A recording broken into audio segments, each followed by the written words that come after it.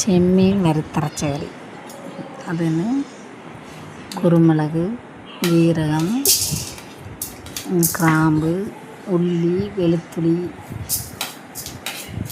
മുളക് പൊടി, മഞ്ഞൾപ്പൊടി, തേങ്ങ, വെളുത്തുള്ളി ഒക്കെ എടുത്ത് മുറിച്ച് വെച്ചേക്കണം. തേങ്ങ അതൊക്കെ വറുക്കണം. എണ്ണ ഒളിച്ച് നല്ലോണം വറുത്തിട്ട് ഒരെണ്ണമായിട്ട് വറുക്കാം. തേങ്ങ ഇട്ട് വറുക്കാം. തേങ്ങ വറുത്ത് കഴിഞ്ഞിട്ട് മുളക് പൊടി, മല്ലിപ്പൊടി, മഞ്ഞൾപ്പൊടിയൊക്കെ ഇട്ട് വറുക്കണം. വറുത്ത് കഴിഞ്ഞിട്ട് ഇത്തിരി ചൂട് പോകാൻ വച്ചേക്കണം. ചൂട് പോയി കഴിഞ്ഞിട്ട് ഇറക്കാൻ പറ്റുള്ളൂ.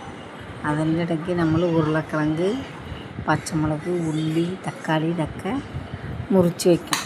മുറിച്ച് വെച്ചിട്ട് ഒരു പാത്രം വെച്ച് കറി പൊടിക്കണം. കറി പൊടിച്ച് സവാള, തക്കാളി നമ്മൾ ഇട്ട് വാട്ടിക്കണം. അതാണ് മറ്റന്നിട്ട് ഉരുളക്കിഴങ്ങ് വെളുത്തുള്ളി ഇടാം.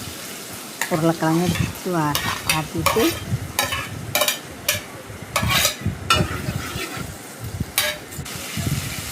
നമ്മൾ വറുത്ത് വെച്ചതൊക്കെ അരച്ചെടുക്കാം.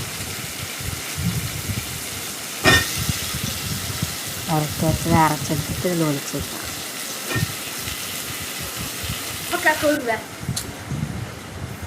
അതിന് മുമ്പ് തന്നെ ചെമ്മീൻ ഇടണം. ചെമ്മീൻ ഇട്ടിട്ട് നല്ലോണം വാട്ടണം. വാട്ടിയിട്ട്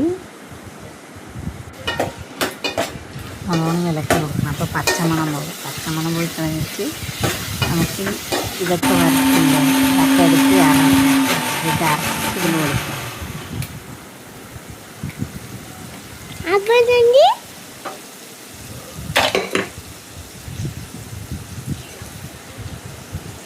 അരച്ചതൊക്കെ കറിയിൽ ഒഴിച്ച് കഴിഞ്ഞിട്ട് നല്ലോണം തിളച്ചിറങ്ങും. തിളച്ച് കഴിഞ്ഞിട്ടപ്പോൾ ആ ഇടയ്ക്ക് ഉരുളക്കിഴങ്ങ് എല്ലാം നോക്കിയിട്ടും അടുപ്പ് ഓഫാക്കാം. അത്രയ്ക്ക് കറി ചെയ്യുന്നത്. അപ്പം നല്ല ടേസ്റ്റ് ഉണ്ടാകും. ഇറച്ചിക്കറി പോലത്തെ ടേസ്റ്റ് ഉണ്ടാകും. നിങ്ങളും വച്ചിട്ട് കളിച്ച് നോക്കിയിട്ട് എങ്ങനെയുണ്ടെന്ന് കമൻറ്റിൽ പറയണം. സബ്സ്ക്രൈബ് ചെയ്യും. Okay, by.